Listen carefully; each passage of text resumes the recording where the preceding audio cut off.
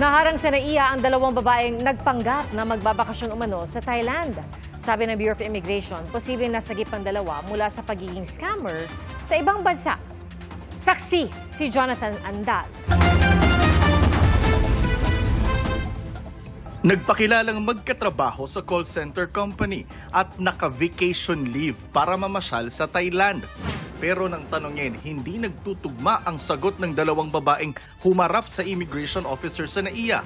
Nung tinanong po sila about the basic details about each other at saka nung kanilang biyahe, medyo sali-saliwa na po yung sagot nila.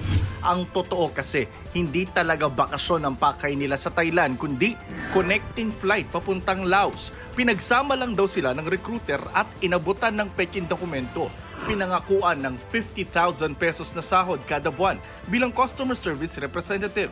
Ang fixer na nakilala nila online, binayaran ng 3,000 pesos para mameke ng mga dokumento. Itinurn over na ang dalawang babae sa Interagency Council Against Trafficking. Sabi ng immigration, posibleng pagdating sa Laos, gawing scammer ang dalawa, gaya ng nangyari sa ibang Pilipino na na-rescue roon.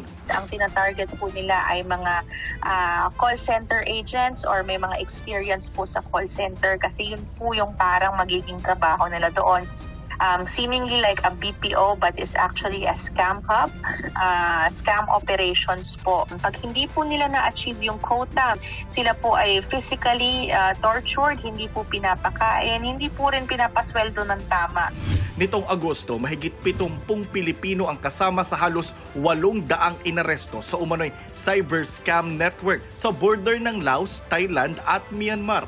Hiwalay pa yan sa kaso ng iba pang Pilipino na nasagip mula sa illegal recruitment noong 2024. Gaya ng dalawang Pinoy na naharang noong Marso.